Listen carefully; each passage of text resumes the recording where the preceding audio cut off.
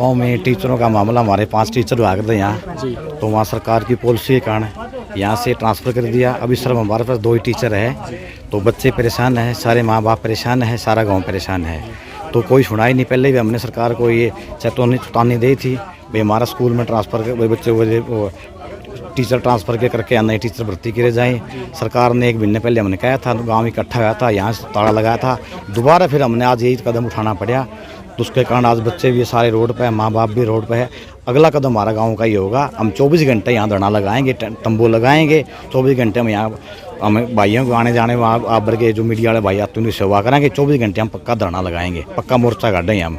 ये हमारा गाँव की सारी ये भाईचारे की बात है। ये मामला है, क्यों आपने गेट को बंद किया स्कूल के गेट को? स्कूल के गेट को तो इसलिए ताला लगाया गया है जी, जो सरकार 1 महीने पहले भी सरकार को चेतावनी दी थी, एसडीएम साहब के माध्यम से ज्ञापन भी सौंपा था। जो गलत नीतियों का कारण है कि यहाँ से जो शिक्षित है नहीं उसकी यहाँ से ट्रांसफ़र हो जाती है, उसके बदले में कोई शिक्षित नहीं आ रहा। और यहाँ से अंग्रेजी का, हिंदी का, मैथ का और साइंस का चारों ही टीचर यहाँ से ट्रांसफ़र हो गए हैं, उसके बदले में कोई टीचर नहीं आ रहा।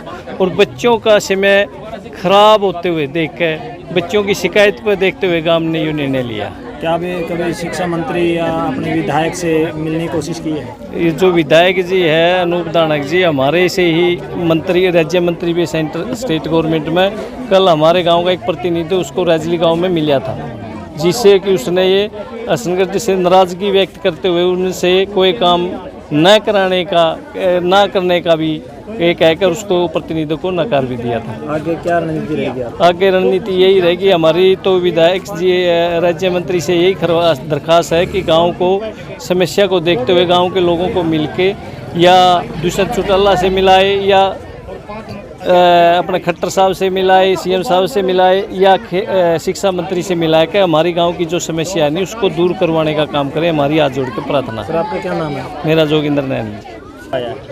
सर जो हमारे विद्यालय से 5 टीचर्स गए, बट उनकी जगह 2 ही टीचर आए। जो 3 टीचर है उनकी जगह कोई नहीं पढ़ा रहा हमें। ये क्या बात है? ऐसे तो हम एजुकेटेड ही नहीं होंगे। जो सरकार दावा करती है बेटी बचाओ बेटी पढ़ाओ का, ये हमें बिल्कुल फेल होता दिखाई दे रहा है। इसका कोई अर्थ ही नहीं है। अब जब स्कूल में टीचर ही नहीं रहेंगे तो हम कैसे एजुकेटेड होंगे? ये बस सरकार का वोट लेने का तरीका है। ये जो नारा लगाया जा रहा है बस वोट लेने के लिए लगाती है ये सरकार। बस वोट लेने के बाद गरीबों से तो कोई लेना ही देना नहीं होता है उनका। क्यों, हम भी लड़कियां हैं जो स्टूडेंट्स हैं वो पढ़ना चाहती हैं, बट सरकार ऐसा करेगी तो हम एजुकेटेड हो ही नहीं पाएंगे। कितने अध्यापक हैं आपके स्कूल में? हमारे स्कूल में सर 2 अध्यापक है पढ़ाने वाले। तो पहले कितने थे? पहले सारा स्टाफ था सर। तो अब क्या अपील रहेगी आपकी?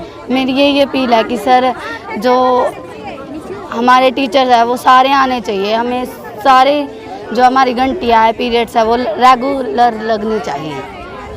हम यही कहेंगे कि हमारे 5 टीचर गए हैं तो उनकी जगह पे हर एक टीचर आना चाहिए। हमारी हिंदी, इंग्लिश और मैथ की पोस्टें खाली है, हम पढ़ेंगे नहीं तो हम आगे कैसे बढ़ेंगे?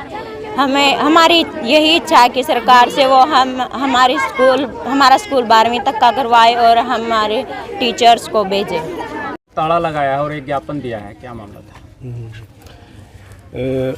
ऑनलाइन ट्रांसफ़र के तहत जो है ना तबादले हुए हैं, जिसमें कि यहाँ पर 5 टीचर चले गए हैं और केवल 2 ही टीचर आए थे।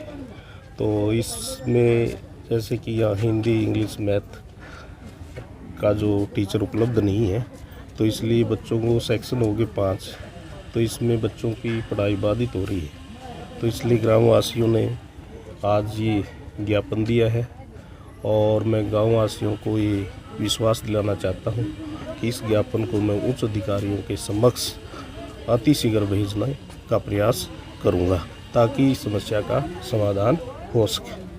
सर उस टाइम मुझे पता नहीं, मैं तो ऐसा था ना कि अभी आया हूँ, 2 तारीख को ज्वाइन किया, उसकी समस्या का मैंने पता नहीं क्या था।